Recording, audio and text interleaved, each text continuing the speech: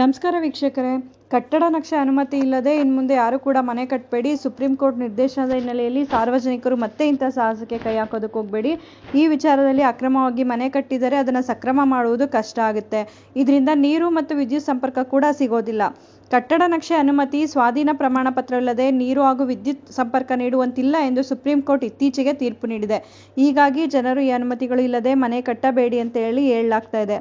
ಇಡೀ ದೇಶಕ್ಕೆ ಈ ತೀರ್ಪು ಅನ್ವಯವಾಗಲಿದೆ. ಆದ್ದರಿಂದ ಸಾರ್ವಜನಿಕರಿಗೆ ಸಾಕಷ್ಟು ಸಮಸ್ಯೆ ಎದುರಾಗಲಿದೆ.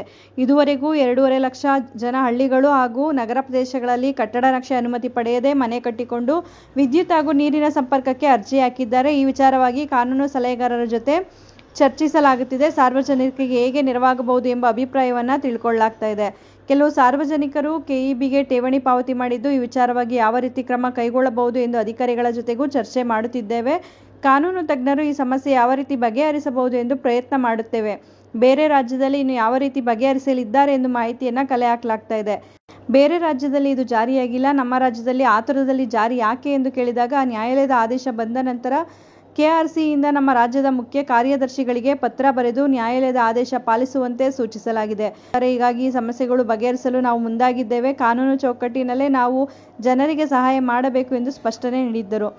ಅಕ್ರಮವಿದ್ದರೂ ನೀರಿನ ಸಂಪರ್ಕ ನೀಡಬೇಕು ಎಂದು ಸುಪ್ರೀಂ ಕೋರ್ಟ್ ಆದೇಶ ನೀಡಿತ್ತು ಎಂಬ ವಿಚಾರವಾಗಿ ಕೇಳಿದಾಗ, ಹಿಂದಿನ ಆದೇಶ ಮುಖ್ಯವೋ ಈಗ ಹೊರಡಿಸಿರುವ ಆದೇಶ ಮುಖ್ಯವೋ ಇದೇ ತೀರ್ಪಿನ ಮೇಲೆ ಮೇಲ್ಮನವಿ ಸಲ್ಲಿಸಿದ ಕಾರಣ ವಿಚಾರಣೆ ಮಾಡಿ ಸುಪ್ರೀಂ ಕೋರ್ಟ್ ಈ ತೀರ್ಪು ನೀಡಿದೆ. ಜೊತೆಗೆ ಇದನ್ನು ಜಾರಿಗೊಳಿಸುವಂತೆಯೂ ಆದೇಶ ನೀಡಿದೆ ಎಂದು ತಿಳಿಸಲಾಗಿದೆ.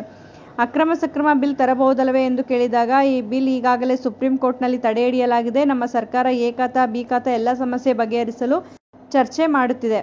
110 ಹಳ್ಳಿಗಳಿಗೆ ನೀರಿನ ಸಂಪರ್ಕ ನೀಡಲು ಮುಂದಾಗಿದ್ದೆವು. ಈ ತೀರ್ಪಿನ ನಂತರ ಬಿಡಬ್ಲ್ಯೂಎಸ್ಎಸ್ಬಿಗೆ ತೊಂದರೆಯಾಗಿದೆ.